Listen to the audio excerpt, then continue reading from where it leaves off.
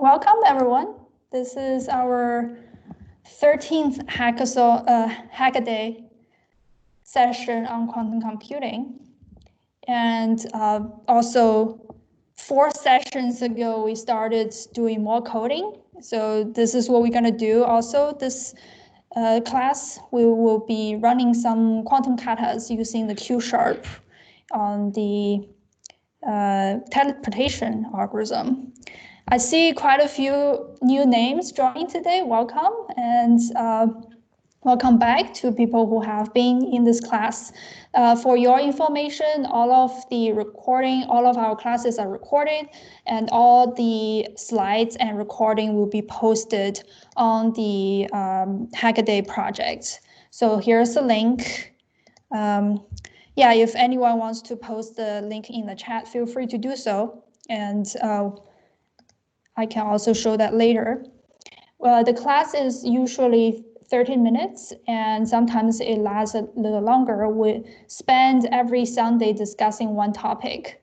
So the format of this is I usually go through some topic theoretically and then show people the coding exercise. We will do some coding together. And then we have some time after that for Q&A. The documentation that we use is from the Microsoft Q# documentation, and the coding exercises are the quantum katas. So we'll go into that for teleportation this class. Just to show people where we are, we have already discussed the superposition, interference, and entanglement concepts. And we also saw the algorithm aspects and linear algebra math aspects about quantum computing. We use the quantum computing language Q# to do the coding so that we can construct some algorithms that would help us get more intuition. So because last class we talked again about entanglement and we used the super dense coding as an example. This class, we're gonna reinforce the understanding with a different algorithm, as I mentioned a couple of times, that's teleportation. But before that, and also because there are newcomers today, here are the 3 most important concepts in the quantum computing when you get started. And there are a lot of confusion in these concepts. So I deliberately did this cartoon today to contrast between what has been said in the media and what has caused a lot of general confusion in the general public. And we should think about a different way to describe these 3 concepts. The first one is superposition, where oftentimes is described as 0 and 1 at the same time. And that's often when people first introduce qubits, they want to make a contrast with classical bits. But then saying it's 0 and 1 at the same time is not really helpful for people's understanding. What really is happening is that a qubit is using superposition, which is a fundamental quantum behavior. And if you write out the mathematics, is nothing but a linear combination of these 2 states, 0 and 1, that your system could be in. And your system can have a certain probability of being in 0 and certain probability of being in 1. These are using the analogy of a coin, because like 0 and 1 at the same time doesn't help with our understanding, but then having an analogy of a spinning coin, having half of the time is probably landing on 0 or half of the time on 1. And these amplitudes are what's used in the description here, and their magnitude squared are the probabilities. The second most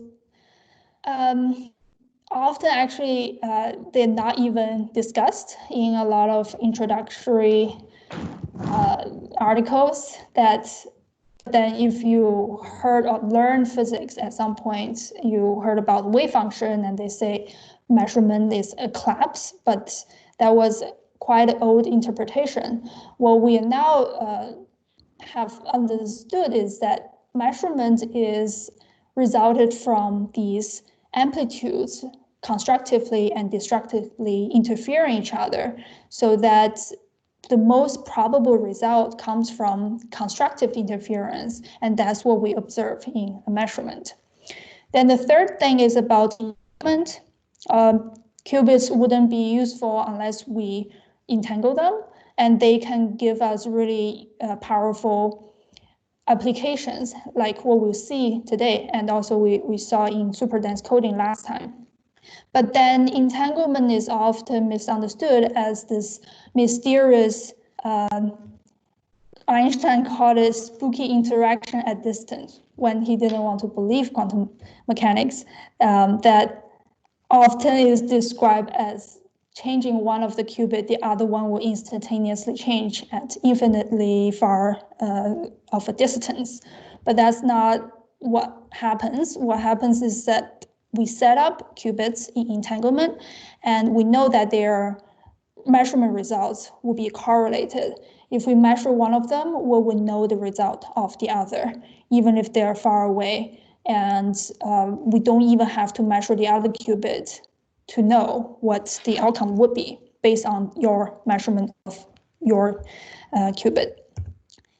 If you have learned physics in school, in academia, maybe more than 10 or even 5 years ago, you may find that by learning quantum computing, some of the old interpretation has to be updated. So let's think out of the box and stop using some of the terms that are no longer the proper description. So let's recap what is, how do we set up entanglement? And in this particularly useful case, which is setting up Bell states, these are a set of 4 states that are putting 2 qubits in entanglement. We use them in almost every algorithm. How do we set this up? Is using just 2 gates that we learned in previous classes, using a Hadamard or H gate or a C0 gate. For people who are just joining, these 2 lines means 2 qubits, and then these boxes are gates that we apply onto the qubit. When we have some controlled or connected gates, we have a line drawn to them.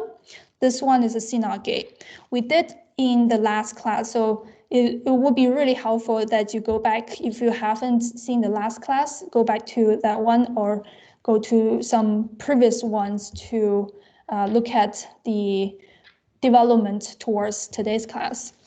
So this is what happens when you apply a H gate onto 0 and 1. You will put these 0 and 1 into a superposition. So these are 2 possible outcomes depending on what your starting qubit is.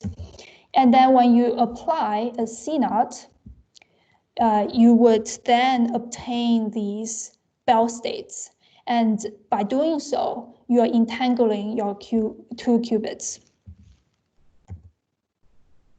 So based on that, we can set up a fun algorithm called the teleportation algorithm. What this does is, it sounds really sci-fi. It's like you're teleporting from one place to another. But what this algorithm particularly does is to allow 2 people to share information without actually sending their qubit to so one person doesn't have to send a qubit to another person. So here we have the 2 most used name in quantum mechanics, Alice and Bob. That's our characters. So they would prepare these, too far. They would prepare these qubits into a entangled state. So using the H gate and the C0 as we just saw. They separate themselves. They can go as far away from each other as they want. And then Alice obtains another state, another qubit. We label it as a slash. She wants Bob to know what this A/ is, but she cannot, for some reason, directly send it to him. Then she needs to do some trick to her 2 qubits right now. She has her originally entangled qubit with Bob, and then she has this new one. What she has to do is to entangle her own 2 qubits, and then do measurements on each of her qubit. Based on her measurement, she can then tell Bob using a classical method, like calling him or writing a letter to him, telling Bob, hey, this is what I got. So based on my result, you should do either an X gate or a Z gate or both of them to your qubit. And then when Bob does so, according to this table, he would obtain that qubit that is exactly the same as A dash. So this is teleportation. That's by preparing entangled qubits and then separate them and then doing further entanglements, transferring some classical information to allow Bob to reproduce what Alice has in her hand. So let's do this step by step, and we can look at the math step by step as well as coding at the same time. So let's all go to this quantum katas. This is, you can search quantum katas or go to this link here. I've already put it up on the right-hand side on my screen. If this is too small for you, you can zoom in by doing Control+, and I will also do this here on my screen. What we need to do is to find the teleportation kata over here. This is a set of exercises for learning purpose, and we're using the quantum computer language Q# to write out these algorithms. We can go to this Jupyter Notebook option, which then opens up this exercise book on Binder online, so there's no download. This is an installation-free experience, but there are also options where you can download the whole GitHub repo and run it locally. If you want to learn how to do that, go to the Microsoft documentation page. That will help you go through the setup. So now what you need to first do is to run the package for this particular kata. And then let's just look at them step by step. Let's set up the circuit, set up the algorithm. So the first step is asking us to do the entanglement between Alice and Bob's qubits. We were told that they are initially put in the 0 state. And we're also told that this is the Bell state that we want to put this system in. So if we're using this as our target Bell state, we just need to do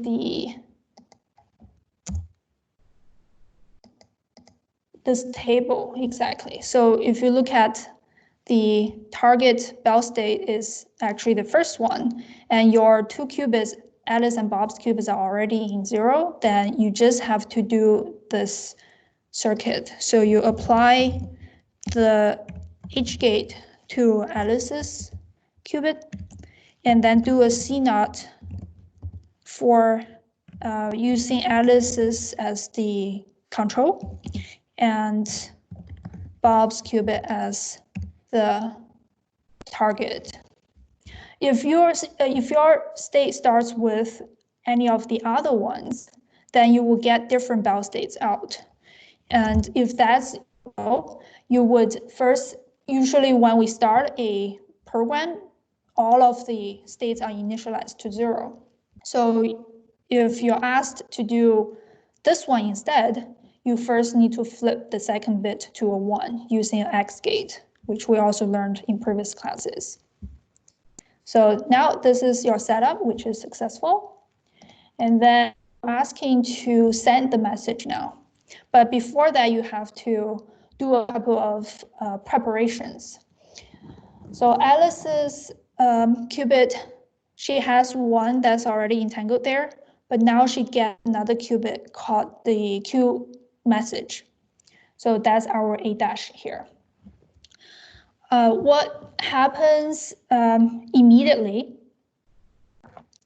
when you first prepare Alice and Bob's bell states, and then you will get this.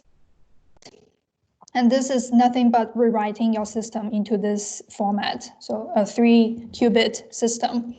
You have 000, 011, 100, 111 options. And then it's asking you to, the circuit we know we need to set it up as a C0 and H later for Alice's 2 qubits. So you first, you should do C0. This time you're using the message as your control.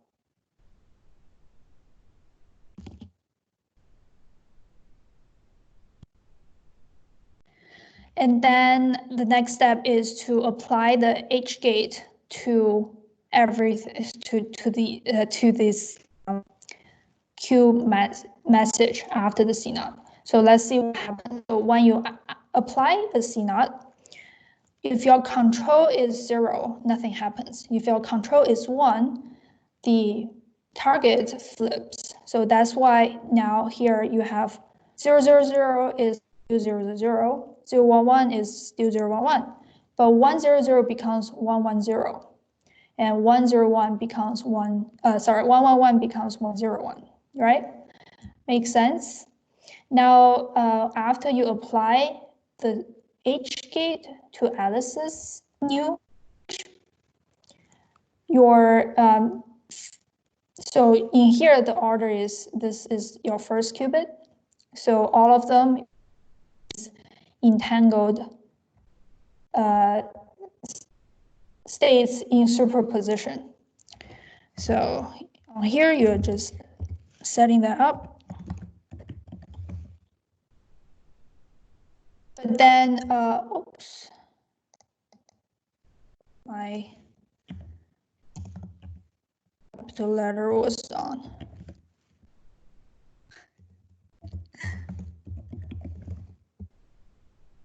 Okay, so now you need to return the measurement results of your 2 qubits now.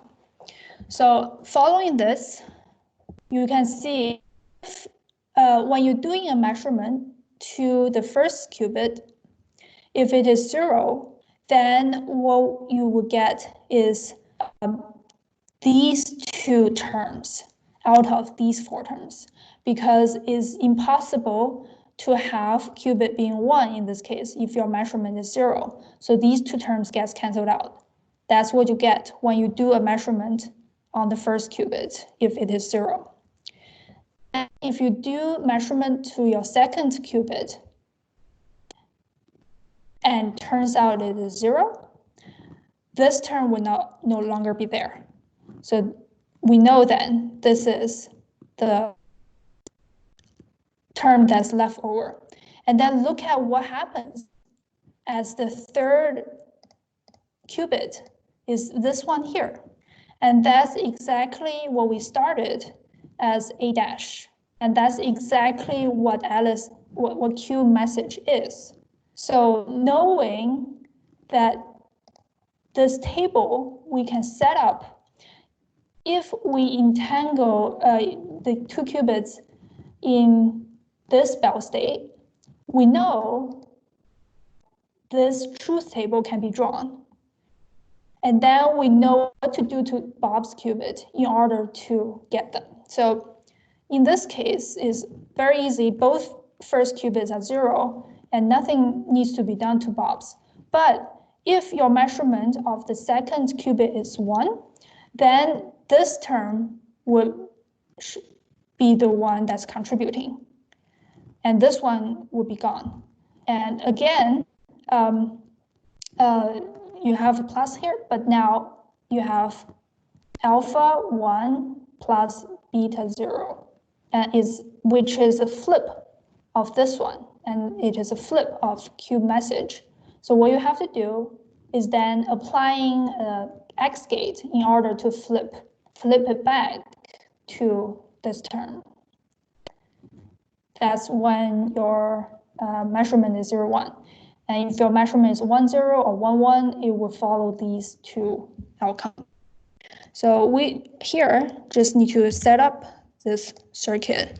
So your measurement results will be returned as classical circuits, and measurement in Q# is just M, which is intuitive.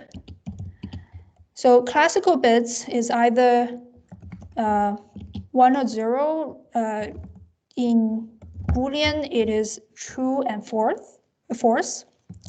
So you then just tell it to return to be 1, which then is truth. So this is how you set up so far this part of the circuit. Then the last bit is applying gate to Bob's qubit based on whatever outcome this step gives.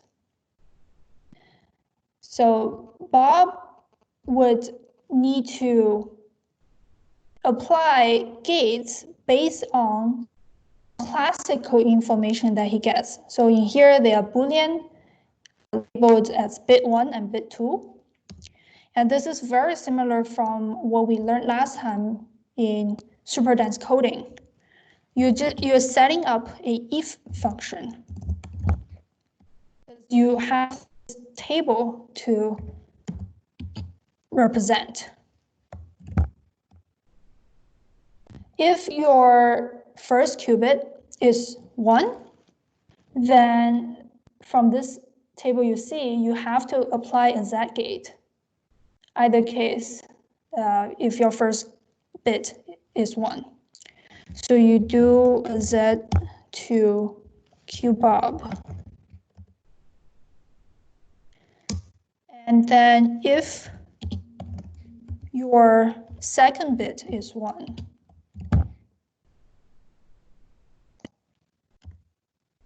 you see here, if your second bit is 1, you need to apply X gate, which are these two options.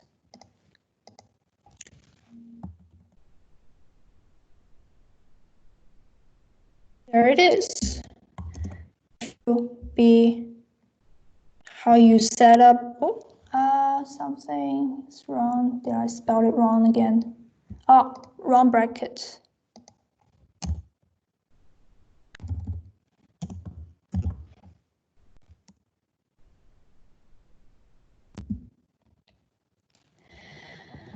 Okay, then I will leave the and the next few setups for you to finish. But I wanted to point out something interesting later. So this is exactly, so you basically constructed the whole teleportation circuit using just 3 steps here. 1, 2, 3. And as seen here from math, you can exactly derive your results, and you see that this is why the algorithm works. So later on, there are some very interesting variations of what we just did. Like, if you start with a different entangled pair, say this was the first exercise, and this was kind of probably the easiest choice, which is very first option of the Bell state, but you have all the other 3 options you can use. So you can have this one as your qubit, as your entangled qubits, or this Bell state or these Bell states. Then correspondingly, this table has to change. So this will be a very good exercise for you to go through this exact same method, but then derive these mathematical outcomes yourself. And it's actually very, very simple. It's nothing but having this minus sign in different places in these terms. And based on that, you have to adjust this table. But then the teleportation still works. You still can transmit information through sending, without sending the qubit, having Bob reproduce your qubit.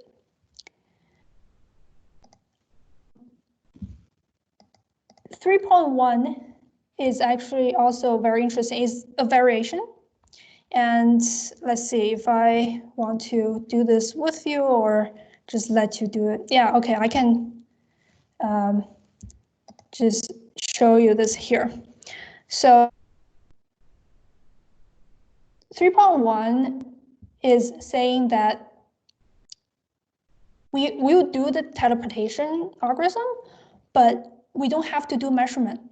This is a measurement-free teleport. So this step here, the if part of the algorithm already is telling you something that perhaps we don't have to do any classical readout. We don't have to do any measurement using the if function. But what about something that's strictly within itself quantum? And we learned about CNOT, which is controlled NOT gate, but we can use the control all kinds of other gates. So here we can repeat the step for the quantum steps like before. So we entangle the Q message and Q Alice like before.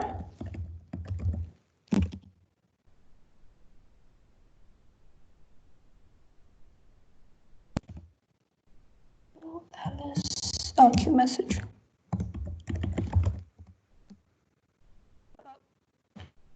Doing these if functions here, like construct message step, we could say if my message is a certain value, I can apply the Z gate to Bob's qubit.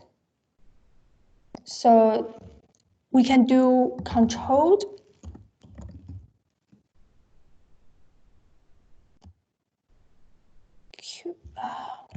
because you see that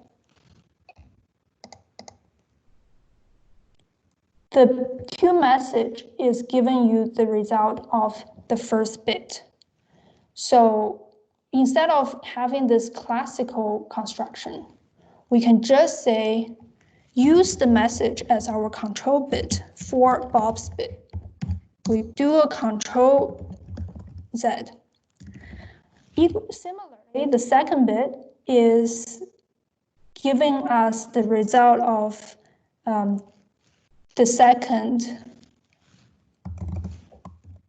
qubit is giving us the result of the second bit. So we can say that if Alice's outcome is such and such, we would change Bob's. And the such and such is telling us we would need to apply the X. So again, when your first bit is 1, you do Z. When your second bit is 1, you do X. So instead of having some classical part here, you can equally use a controlled method. And I probably typed something wrong here. And is it control Z message?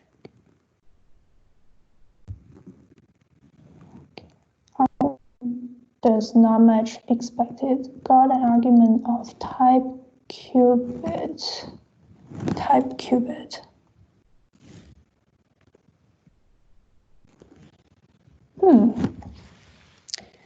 I did this earlier and it was all right.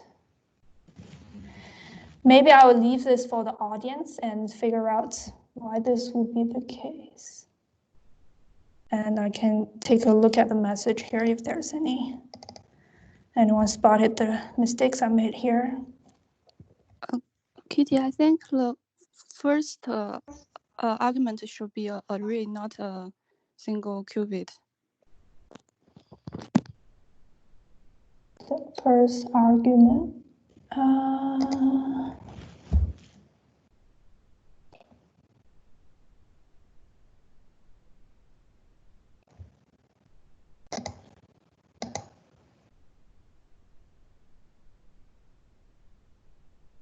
Oh, wait. I think I might have.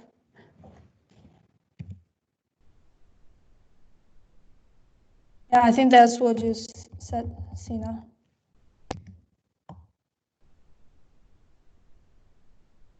We can look up the, yeah, okay. Also, we can go to Microsoft documentation.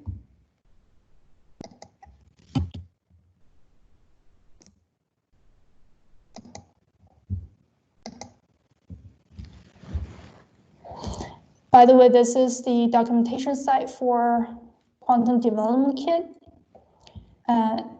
Everything about Microsoft Quantum that is public.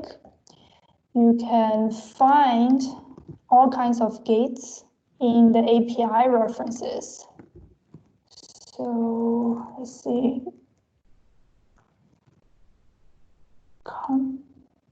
Intrinsic.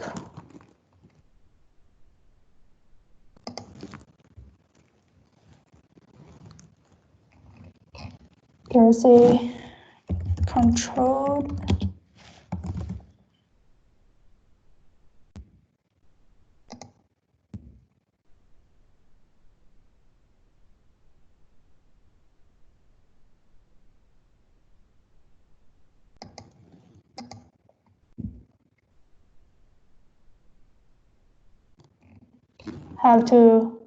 I think for the interest of time, we can look at this together later because I do have a couple more things to show.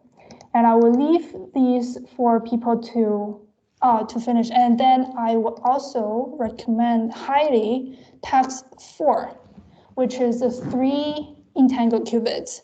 So you don't have to, you can entangle multiple qubits. And also I talk about entanglements in previous classes. I don't remember which one, but it was quite a few classes before. And you don't have to limit your number of qubits. You can entangle multiple qubits. And I actually have a slide here. We can entangle qubits to make Bell states, and we can entangle 3 qubits. And these are called the GHZ states, based on 3 people's names. And when you have n qubits, you can have them also entangled. But then people may ask, then are these the only options for entanglement, for multi-qubit entanglement? No, these are special cases, and these are maximally entangled qubits. So this exercise here actually helps you see there are other options of entanglement, and it helps you construct a state that is not a GHZ, but GHZ is special case for 3 qubits. So I will highly recommend task 4, for your understanding and entertainment. And I will also point people to this, that when you complete any of the kata, so that's usually how we do this. You work on some of the tasks, but then leave some out for people to finish. You can pick any of the kata and finish them and post them on Twitter or LinkedIn at these. So I know that you have finished it, post a screenshot or photo, and you can get a certificate of printable vector graphic, you can print on anything. So there are people who have already completed, but I'm seeing some of the later topics. People complete the basic gates, but these are very interesting ones later that you should try. And another word about entanglement, and this was raised last class as well, that entanglement, we can use them like we showed in these algorithms that could be useful, but they can also be very disadvantageous. They can be harmful because you can entangle once you don't have a good control of your system, that you can basically entangle with your environment. And that also includes your measurement systems, where your measurement probe, say, is at the atomic scale, also quantum mechanical. And they can come in when you do the measurement. If you don't control it nicely, carefully, it could mess up your readout, your whole system, because your qubits can entangle with the measurement probe too. So there is a lot of nuances in hardware development and error correction that had to take into account these decoherence. The last thing I want to show is these quantum development workshop. So we have this Azure Quantum that we launched, and this is currently under private preview. Azure Quantum is our cloud service that Microsoft produced to allow anyone to run your Q-sharp algorithm at your desktop or laptop, but then access actual hardware through the Azure cloud. And we are running a workshop to teach how to do that, and also what are the resources for you to develop further and learn. I'll be giving a short introduction talk, and also my colleagues are talking there. You'll be able to meet a lot of the quantum professionals in the company, and as well as meeting other quantum developers. So definitely sign up. That is happening on July 16th. And questions, we can look at questions right away. But then you can also post on the Hackaday project. And if you find the answer to this one in the documentation, also point it there. The recording is shared on Hackaday as well as YouTube. Just an announcement, next weekend we are not going to do any class. It's a long weekend. It's July 4th on Saturday. It's not particularly relevant to a lot of people here who dial in not from US, but I just haven't had a holiday for many, many months. So I would like to have a long weekend for myself. So let's take a break next weekend. And also for people who just joined the class, they can catch up.